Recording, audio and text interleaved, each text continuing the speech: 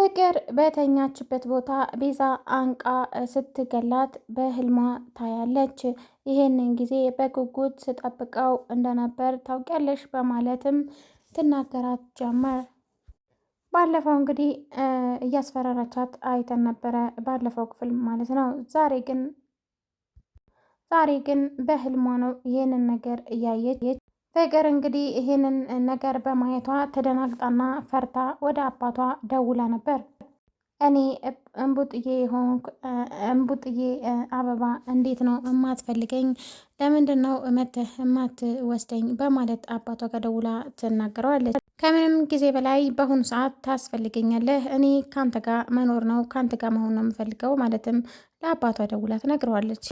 እናም እንግዲህ እናቷም ጋር ደጋግማ በመደወል ማሚዬ ይቅርታ አድርጊልኝ በማለትም ስልኩን እያየች ትናገር ጀመር። ፍቅር በመጥፋቷ ሁሉም ሰው እየፈለገ ስለነበረ ኤዱ አደይ አሁን ዴቭ አሁን አንቺን አይፈልግሽም፣ ለአደይ አሁን ሁለት ምርጫ ሆናችሁበታልና አይፈልግሽም በማለት ለአደይ ትነግራታለች። ሰላም ጤና ይስጥልኝ ውድና የተከበራችሁ የኢና ዩቲዩብ በመላው ዓለም ላይ የምትገኙ ተመልካቾቻችን እንዴት ናችሁ? ደህና ናችሁ ወይ? በያላችሁበት ዓለም ዳርቻ ሰላማችሁ ብዝት ትርፍ ይበልልኝ። ቪዲዮውን እስከ ፍጻሜው ድረስ አብራችሁን ቆዩ። እንዲሁም ደግሞ ለዚህ ቻናል አዲስ የሆናችሁ ላይክ፣ ሼር፣ ሳብስክራይብ ማድረጋችሁን አትርሱ። አበረታቱኝ። እስካሁን ድረስ ለምታበረታቱኝ ለምትደግፉኝ ከልብ አመሰግናለሁኝ። ዛሬ ደግሞ ይዤላችሁ የመጣው ሰራተኛዋ አደይ ክፍል 142 ነው ማለት ነው። ቤዛ ከቤት እየወጣች ባለችበት ሰዓት አሹ ያገኛታል። አሹ እንግዲህ ፍቅርን ፍለጋ ከቤት የወጣ ስለነበረ የት እየሄድሽ ነው በማለትም ይጠይቃል። እና በመቀጠልም እንዴ ደግሞ ፍቅር የት ትሄዳለች በማለትም ትመልስለታለች። እሱም ከዚህ በኋላ ወደዚህ እንዳመጪ እንዳታልፌ በዚህ በኩል እያለም ያስፈራራጀም። እናም አንቺ ነሽ እንግዲህ ፍቅር ማለት እንትን ያልሻት ያገዝሻት ኬትም ብለሽ አምጫት በማለትም ይጠይቃታል። እሷም እንግዲህ በመቀጠልም የት ደግሞ ልትሆን ትችላለች፣ ያው ክላሷ ነው የምትሆነው በማለትም ትመልስለታል። እናም እንግዲህ እንደዚህ እያለች ነው የመለሰችለት። በዚህም እንግዲህ አስኪደኝ አታስኪደኝ በማለት እየተከራከሩ ሳለ የቅምጥል እናት ትመጣለች። በመቀጠልም እንግዲህ የቅምጥል እናት ምን እየሆናችሁ ነው? ምን እየሰራችሁ ነው? ምን እያደረጋችሁ ነው? በማለትም አሹን ትጠይቀው ጀመር። አረ እቺ ሴት ልጅ እኮ እህትም ሚስትም እናትም ናት፣ እቺ ግን በጣም መጥፎ ሴት ናት በማለት ለቅምጥል እናት መልስ ይሰጣታል። ደግሞ ለዚች ምን ታስረዳለህ? እቺ እኮ እብድ ናት በማለት ቤዛ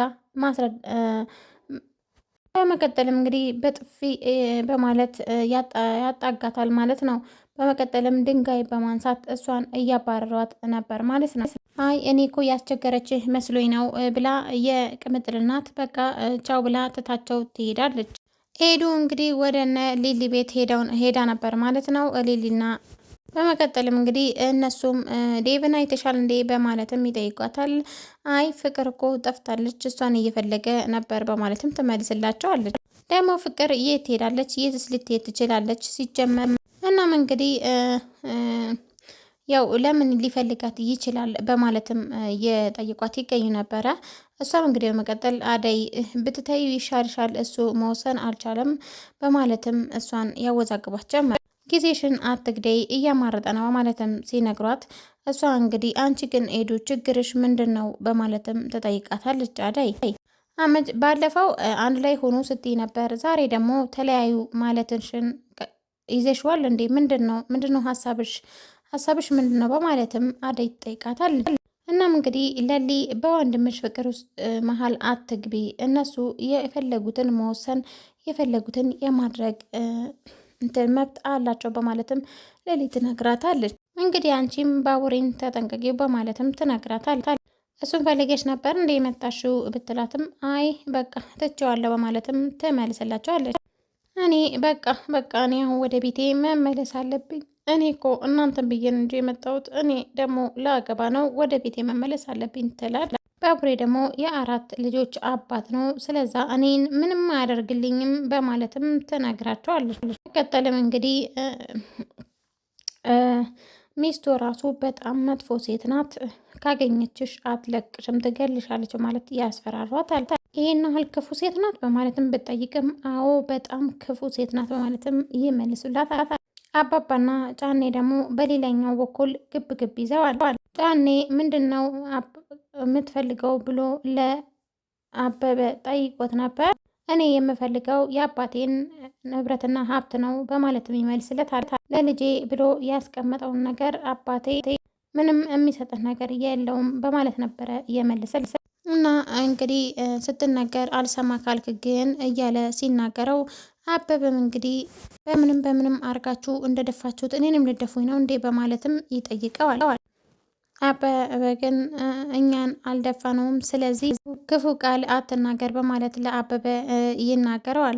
አበበም አንተ ምንም አልክ ምንም እኔ ከመጣሁበት ዓላማ እልፍ ዝንፍ አልልም በማለትም አስቆርጦ ይነግረዋል። ኤዶም እንግዲህ ከላይኛው ቤት ስትሄድ የባቡሬን እናት አግኝታት ነበር። እናም እንግዲህ ቆይ አንቺ ማሚ ለምንድን ነው ልጅሽን የአራት ልጆች አባት መሆኑን ያልነገርሽኝ በማለትም ትጠይቃታለች። የባቡሬም እናት ወይ ልጄ አመንሽው እንዴ በማለትም ትጠይቃታለች።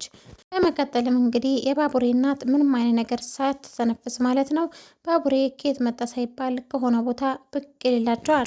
እች ልጅ ምን እያደረቀችሽ ነው? ምን እያወራችሁ ነው? በማለትም ባቡሬ ለእናቱን ይጠይቃታል።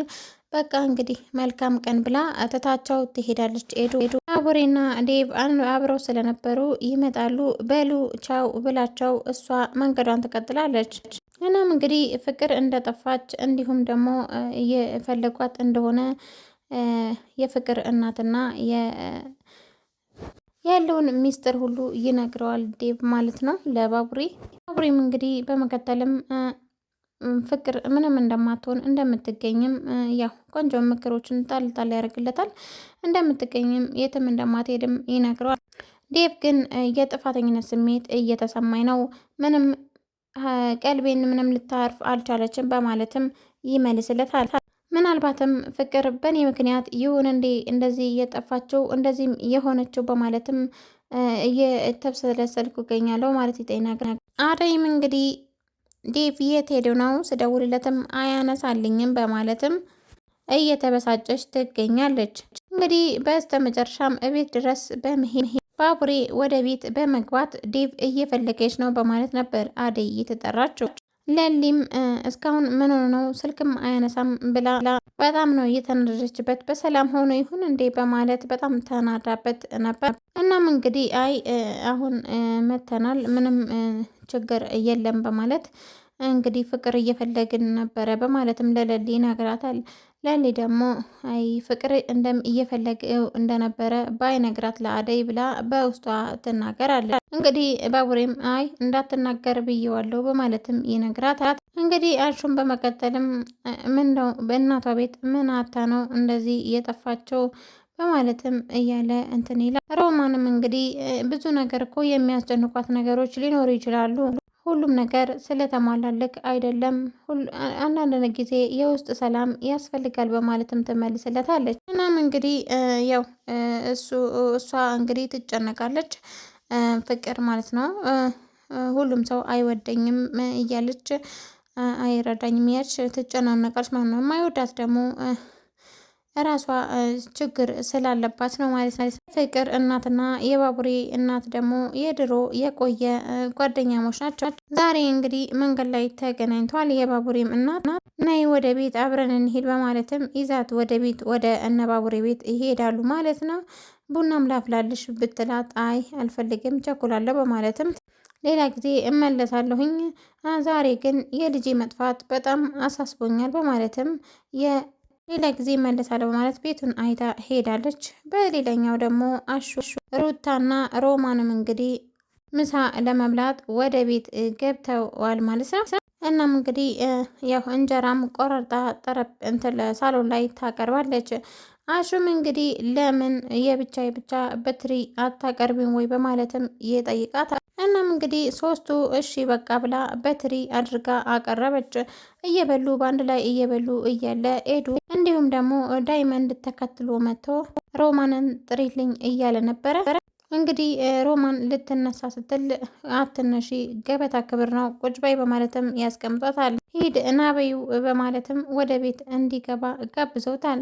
በመቀጠልም እንግዲህ እየበሉ ሳለ የፍቅር እናት በድንገት ትመጣለች። ምን እያደረጋችሁ ነው በማለትም ትቆጣለች። ይህ ሁሉ የሩታ ስራ ነው በማለትም ሄዱም እያቃጠረች ትገኛል። ቆይ አንቺ አሁን ተነሱና ከዚህ ቤት ውጡልኝ፣ የጠፋችው ቆይ አንቺ እህትሽ አይደለች በማለትም በቃ አትወጃትም ማለት ነው፣ እንዴት እንደዚህ ታደርጊያለሽ በማለትም ለእህቷ ትቆጣታለች። እናም ውድና እየተከበራችሁ ተመልካቾቼ በያላችሁበት ስፍራ ሰላማችሁ ብዝት ትርፍ ይበልልኝ።